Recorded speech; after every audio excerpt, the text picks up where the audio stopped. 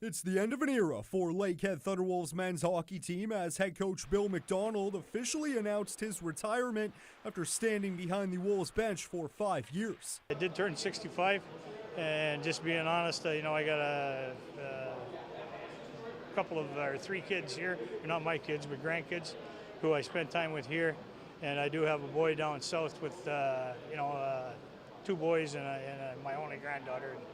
I think that was probably the biggest reason, so I can spend more time. McDonald, a native of Thunder Bay, began his coaching career with the Thunder Bay Twins in 1986. He then led the Thunder Bay Hawks and Senators to 3 United League championships in 4 years. For the next decade, McDonald made various stops with pro teams throughout the states in leagues such as the WPHL, the IHL, and the ECHL. Throughout his 5 years as LU's bench boss, McDonald's teams had a combined record of 43, 54, and 14.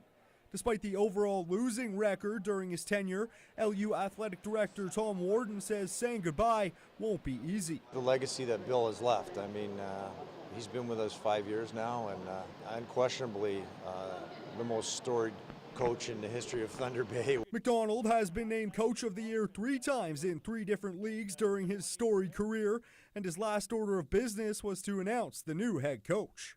The new coach of the Thunderwolves, Andrew Wilkins. Former Thunderwolves team captain who spent 5 years as a player and the next 3 years as the program's first full-time assistant coach, Andrew Wilkins will be stepping in as Lakehead's new head coach. Wilkins says he spent the last 8 years learning from the best. I played for Billy. He was an exceptional coach. He really allowed me to be who I am as a coach. He's an exceptional person. I have a ton of respect for him. And without him, I wouldn't be standing here today. Well, he's got a passion for the game, and he's got a passion to coach. When guys become captain of hockey teams, it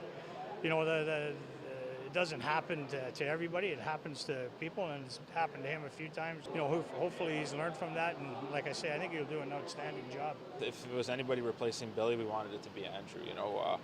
He's been there with us, for me, the past 2 years. For some guy that's going on their 4th year with him as their coach. So if anybody was going to take over Billy's job, it had to be Andrew. As for what's next for the 65-year-old McDonald, he says he'd like to stay involved in the game at some capacity, but also to be far enough away to enjoy his grandchildren and retirement.